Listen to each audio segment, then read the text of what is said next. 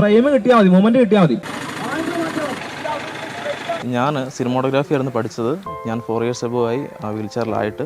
Accident ഉണ്ടായത് കോട്ടയം വെച്ചാണ്. അപ്പോൾ ഞാനും സുഹൃത്തും കൂടെ കൂടിയിട്ട് ക്ലോസ് ചെയ്തിട്ട് ഒരു രാത്രി 8 മണിക്ക് മടങ്ങുമ്പോൾ എതിരെ വന്ന കാർ ഇടിക്കുകയായിരുന്നു. ഇഞ്ചുറിക്ക് ശേഷം ചെസ്റ്റ് ടു ബിലോ പാരലൈസ്ഡാണ്. അപ്പോൾ ഈ ഒരു അവസ്ഥയിലാണെങ്കിലും ചെയ്യാമെന്നുള്ളൊരു മൈൻഡ് കൊണ്ടുവന്ന് എഴുതുകയും ഫിലിമിന് വേണ്ടിയിട്ട് ഇങ്ങനെ ഓരോരോ കാര്യങ്ങൾ ട്രൈ ചെയ്യുകയും ചെയ്യുമായിരുന്നു. 7 ഭാഷ ആയിക്കോളാണ് ഞാൻ പറയാത്തതാണ്.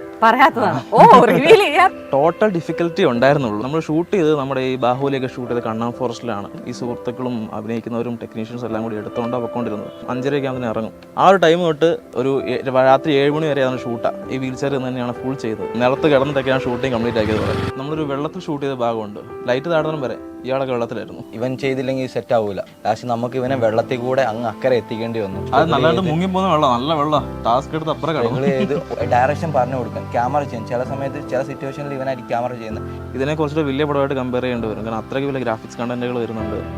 90 ദിവസത്തെ ഗ്രാഫിക്സ് വർക്ക് വരുന്നത്. ഇല്ല, കഥ എന്ന് പറഞ്ഞു കഴിഞ്ഞാൽ ഒരു ഫാന്റസി ഹൊററും എല്ലാം മിക്സ്ഡ് ആണ്.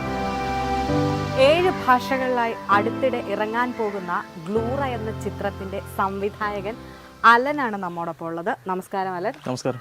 അലൻ, വീൽ ചെയറിലിരുന്ന് സിനിമ സംവിധാനം ചെയ്യുക, അതിനപ്പുറം അത് 7 ഭാഷകളിലേക്ക് ചെയ്യുക എന്നുള്ളത് എങ്ങനെയായിരുന്നു ഈ ഇത്രയും വലിയൊരു ടാസ്ക് എടുത്തത്? ടാസ്ക്, ഞാൻ സിനിമോട്ടോഗ്രാഫി ആയിരുന്നു പഠിച്ചത്. ഫിലിമായിരുന്നു സ്വപ്നം. ഞാൻ 4 years ago ആയി വീൽ ചെയറിലായിട്ട്. അപ്പോൾ നമ്മുടെ സ്വപ്നത്തെ ഞാൻ പിന്തുടർന്നതാണ്. എൻ്റെ ഏറ്റവും വലിയ ആഗ്രഹമായിരുന്നു സിനിമ എടുക്കുക എന്നുള്ളത്. അതിൻ്റെ ഫസ്റ്റ് സ്റ്റെപ്പ് ഞാൻ ഇട്ടാണ്. ശരിക്കും അലൻ ഇപ്പം എത്ര വയസ്സുണ്ട്?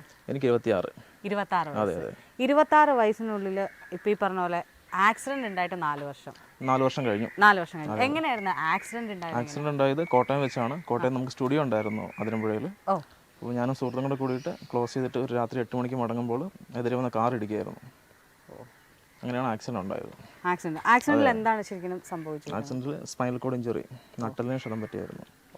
അപ്പോൾ ഈ 4 വർഷത്തിന്റെ അപ്പം ഇഞ്ചുറിക്ക് ശേഷം നടക്കാൻ പറ്റിയിട്ട്? ഇഞ്ചുറിക്ക് ശേഷം ചെസ്റ്റ് ടു ബിലോ പാരലൈസ്ഡാണ്. സിനിമ എന്നൊരു മോഹമായിട്ട് ഇങ്ങനെ നിൽക്കുന്ന ഒരു സമയത്ത് പെട്ടെന്ന്, അതായത് ഇപ്പം 26 വയസ്സാണെങ്കിൽ 22ാമത്തെ വയസ്സിൽ ഇങ്ങനെ ഒരു ആക്സിഡന്റ് ഉണ്ടായി ഇങ്ങനെ പോകുമ്പോൾ അലൻ എന്തായിരുന്നു ലൈഫിൽ, എന്തായിരുന്നു ഒരു ബ്ലാങ്ക്, എന്തായിരുന്നു ആ സമയത്ത്?